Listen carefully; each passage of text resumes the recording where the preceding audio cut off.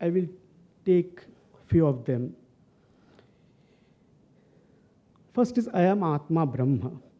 The finite has infinite as its background. The universal soul Atman is ultimately one with Brahman, the universal soul. This truth is respected today as the ultimate solution to the problems of duality and consciousness in a holistic universe where mind and matter are inextricably connected. A truth testified by Nobel scientists like Heisenberg, Erwin Schrödinger, David Bohm, Max Born, Richard Feynman, and others. Schrödinger wrote in his book, quote, "Consciousness is never experienced in plural, only in singular. What seems to be plurality is mere a series of different aspects of this one thing produced by a deception that is Maya Vedanta." He further upholds Atman equals Brahman as the final equation or solution to the problem of measurement and consciousness in the quantum physics. About the sacred mystic formula, Tattvamasi, thou art that, Schrödinger wrote, quote, "This is you. I am in the east, I am in the west, I am below and above, I am this whole universe," unquote. Physicist Fred Alan Wolf commented, quote, "I like to think of this statement, I am the whole universe, is the initial postulate of the quantum thinking." Physicist Geoffrey Chew of Berkeley said, quote, "In every particle there is a sense which other particle resides." I am amazed that this essential aspect of quantum theory has not been emphasized by my teachers. After the discovery of Heisenberg's uncertainty principle in 1927, the detached observer, scientist of classical physics, has emerged both as actor and participator. The subjective and objective have been fused into one omnijective reality, as Michael Talbot said. Uncertainty principle also falsified sure cause and effect relations, which is the foundation of Newtonian classical physics. While discussing with Heisenberg, Bohr admitted that atoms are not real things. Max Born went a step further, that the electrons are not even real waves, and called them probability waves. Second important theory which correlates Vedanta and quantum physics. It's a holistic universe where everything is fundamentally interconnected by common background, the Brahman, the non-dual consciousness. Mai sarvamidam protam sutre maniganaiva, Bhagavad Gita says. In 1964, physicist J.S. Bale of CERN gave a mathematical formulation of EPR effect, which is known as Bell's theorem, subsequently experimented in the Berkeley lab, finally established a fundamental interconnectedness of the universe. Two photons, even separated by an astronomical distance, instantaneously communicate with each other. David Bohm proposed, in order to explain this non-local instantaneous communication, the theory of implicate order, in which all things and events are enfolded in a total wholeness and unity in an unbroken and undivided totality. This is Brahman of Vedanta, the one all-pervading consciousness, existence, Sat Chit, which is the substratum of all things, living and non-living, described in Upanishads. Mind creates reality outside. John Wheeler interpreted that in Schrödinger wave equation, the wave function is real things. This is known as many-world interpretation of quantum physics. Schrödinger's wave equation generates endlessly proliferating different branches of reality. The observer sees that from form of reality which he chooses to see. The world emerged as observer-created reality. Drigdishya Viveka, a well-known Vedanta treatise, writes, Drishyadhi Britya Shakshi Driga Eva Nat Drishyate. It means that all the scenes before us are projections of our intellect activated by the presence of our consciousness. In his book, The Astonishing Hypothesis, Nobel biologist Francis Crick writes, seeing involves active processes in your brain that leads to an explicit multi-level symbolic interpretation of the visual scene. Noble physicist Jürgen Wigner suggests that it is our consciousness which chooses one outcome out of infinite probabilities. Nobel physicist Wigner speaks of his firm conviction of the existence of biotonic laws. Since matter can act on mind, example, in producing sensation, so too mind can act on matter. Sperry argues of the existence of something like downward causation, which is known today as emergent interactionism of consciousness and matter. This way, modern scientists are now aware of the basis oneness of the universe, of the essential unity of all things and events, and now leads to the understanding that the present organization of the world is not in keeping with the true nature of man and the universe. At present, man's view of himself and his universe is based upon a fragmented worldview. Man does not see himself as one with the universe. He does not see himself as a whole being. Every nation has a distinctive character, which is its life force, its identity. This consciousness of spiritual unity is India's life force and the basis for her life work. When her life force, which is consciousness of spiritual unity, is awakened and brought to bear on all aspects of her life by proper education and by a new order established in culture, society, and economic life, it will bring harmony at home and continue her life work. Her life work is spiritualization of the human race. It is only with a new dynamic nation-making and practical Vedantic vision and a new orientation of the Indian education system with spiritual ideas and preaching of divinity dormant in all souls that we can bring life to the moribund nation. The definition of integral education is given in Mundaka Upanishad, which says, Dve vidye veditavve paracha eva apara. One for perfection in external life, other for perfection in the internal life. This learning was a must for complete education in Indian thinking. In the latest discovery of the modern physiology, the right brain has been found to be the seat of mystical, intuitive, and holistic knowledge, which Vedanta calls Paravidya. The left brain has been found to be the seat of aggressive, materialistic, rational, and individualistic knowledge, which Vedanta calls Aparavidya. The left brain, which is rational, aggressive, and individualistic, must be led by the right brain, which is intuitive, cooperative, and holistic. The work on right and left hemispheres of the brain by Robert Ornstein and, more importantly, by Dr. Roger Sperry at the California Institute of Technology suggests that the right brain is much less used in the present society, comes like a revelation. And this shortcoming has deeply penetrated in the education system.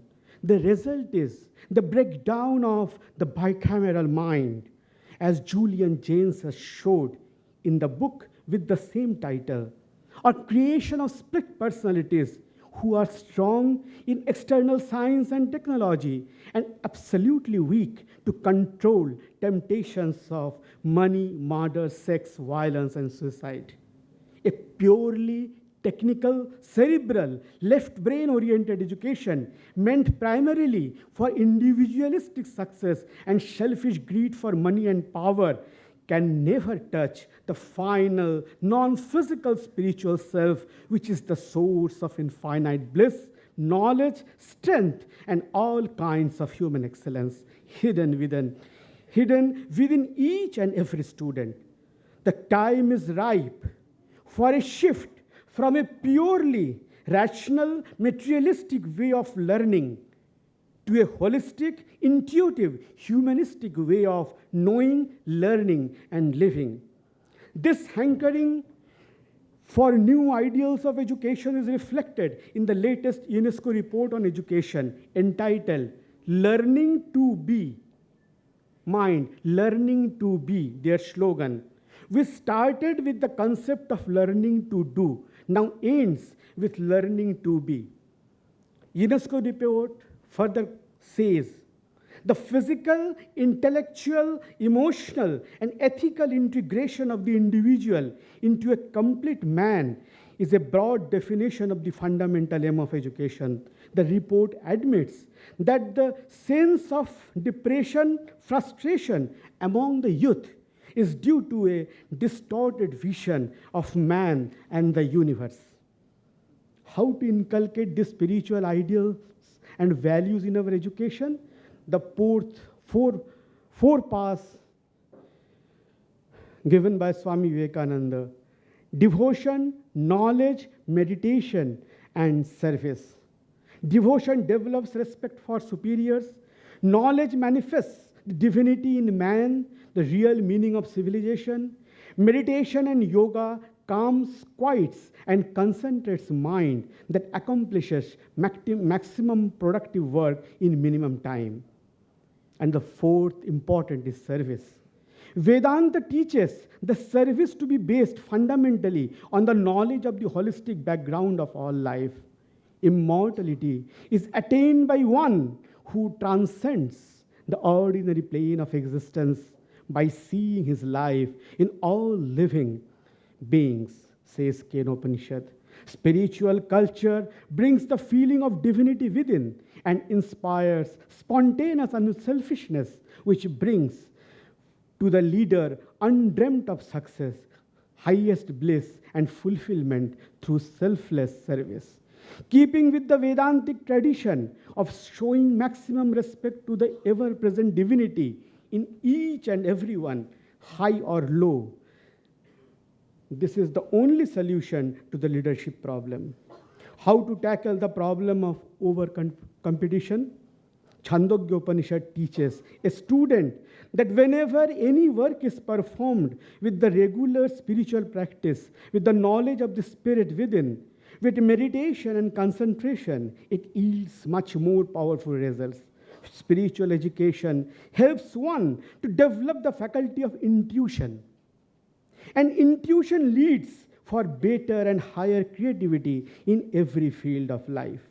Performance becomes materially of a superior, naturally of a superior quality, and thus competition is decreased or felt unnecessary when excellence in work or productivity is assured.